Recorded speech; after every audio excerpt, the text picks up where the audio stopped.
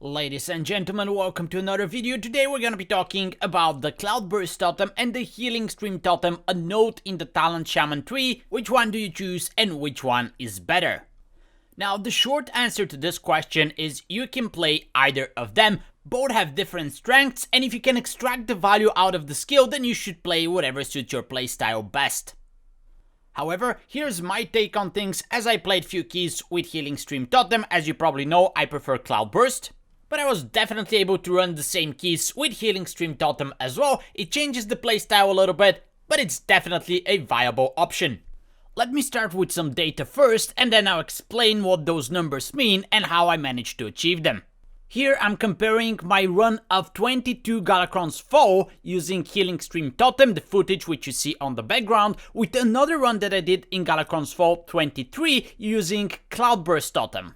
Both keys are tyrannical, and as you can see, Healing Stream Totem did almost double the healing that I managed to do with the Cloudburst.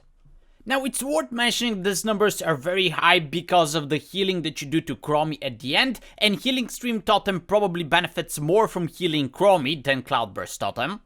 And the other important note here is that when I was testing the Healing Stream Totem, I was basically proactively pressing that button almost on cooldown all the time, along with Totemic Recall. I cannot say that the same is true for Cloudburst Totem, as I use it mostly with on-demand healing when it's needed for certain mechanics, certain bosses, or hard trash.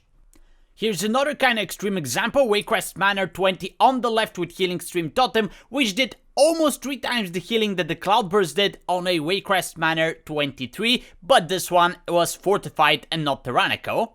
So that's probably worth noting as well. So looking at these numbers, the answer is pretty clear, isn't it? Healing Stream Totem is much better than Cloudburst because it does more healing. However, it's not that simple. First, as I said, those numbers are a little bit crooked because I was proactively using the Healing Stream Totem intentionally to get the most healing that I could possibly get out of it. And if I tried to bend the numbers the same way using Cloudburst, probably the Cloudburst numbers would be higher as well, as I would be dropping the totem even when I don't need it, just to bump the numbers up. Nevertheless, I think it's safe to say that with the current tuning, Healing Stream Totem does more healing than the Cloudburst Totem. The other big benefit that it has is that it's much easier to play with Healing Stream because you drop it and it heals and you forget about it, there's nothing to worry about. So as you can see, that's perfectly valid option to play with Restoration Shaman, and if that's your weapon of choice, no matter what people tell you, you can definitely push as high keys as you would like using the Healing Stream Totem, assuming of course you're not going for rank 1 and world first keys. However, personally, I'm probably still going to stick to Cloudburst Totem and continue playing with it for the following reasons. First, Cloudburst offers on-demand healing when you need it. If you play Healing Stream, you drop it, you forget about it because it gives you passive, constant healing, but you have no control over it.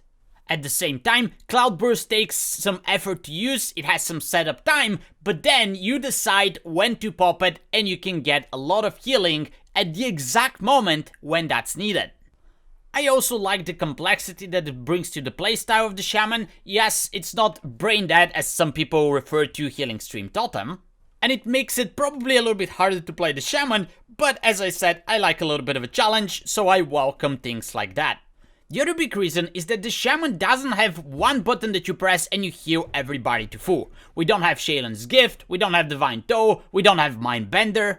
Yes, we do have Ascendance, but that's once every 3 minutes, so what do you do in between?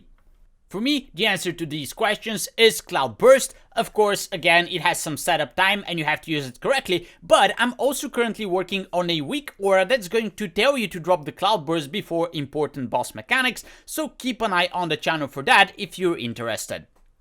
And at the end, let me also mention something else that makes Cloudburst a little bit more complicated. If you decide to play that, keep in mind that once you pop the Cloudburst, the actual healing is radiated from the Shaman itself. That means that your positioning is actually vital if you want to hit everybody with the healing coming from the totem. And one last question that I got is, can you use Totemic Recall with Cloudburst Totem? The answer is definitely yes, you can use that talent with both Healing Stream Totem and Cloudburst Totem to get more of the value from these two. Alright, so that's it for this video. Let me know in the comments below which of the two totems do you prefer to play with and why. And keep an eye on this channel because I have more content coming for specifically Cloudburst Totem and some weak auras that are going to help you play with it.